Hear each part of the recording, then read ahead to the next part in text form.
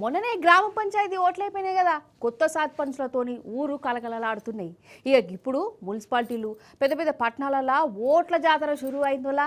వచ్చే నెల 11వ తారీఖు నాడే పోలింగ్ ఉంటుంది. మరి ఎన్ని మున్సిపాలిటీలకు ఓట్లు జరుగుతున్నాయి, నామినేషన్ల కథ ఏంది, పోలింగ్ ముచ్చటేంది, బందోబస్తు సంగతి ఏంది అరుచుకుందాం. ఇప్పుడు వాళ్ళ రాష్ట్రంలో ఎన్నికలు కూడా వచ్చేసింది. ఎలక్షన్ సంగపూర్ మున్సిపల్ ఎన్నికల ముచ్చట చెప్పారు. జనవరి 28వ తారీఖు సందే అంటే బుజారం సందే నామినేషన్ల కార్యం స్టార్ట్ అవుతుంది.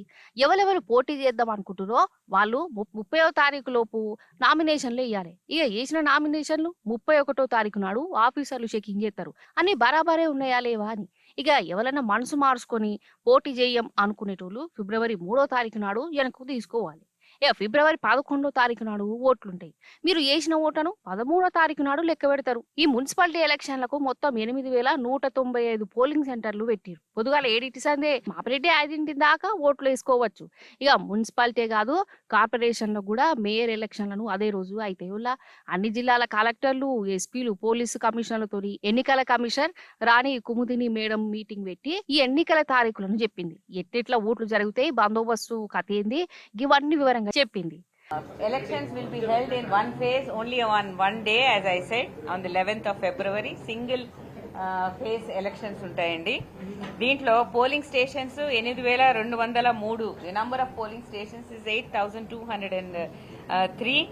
Ballot boxes that will be used are 16,031.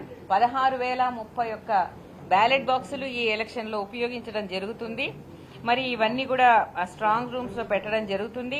ఈసారి ఓటింగ్ అనేది 13వ తేదీ ఉంటుంది కాబట్టి ఈ కౌంటింగ్ సెంటర్స్ సెపరేట్ గా కూడా మనం ఈసారి నోటిఫై చేయడం జరిగింది. ఇవి 136 కౌంటింగ్ సెంటర్స్ లో 13వ తేదీన కౌంటింగ్ అనేది నిర్వహించబడుతుంది.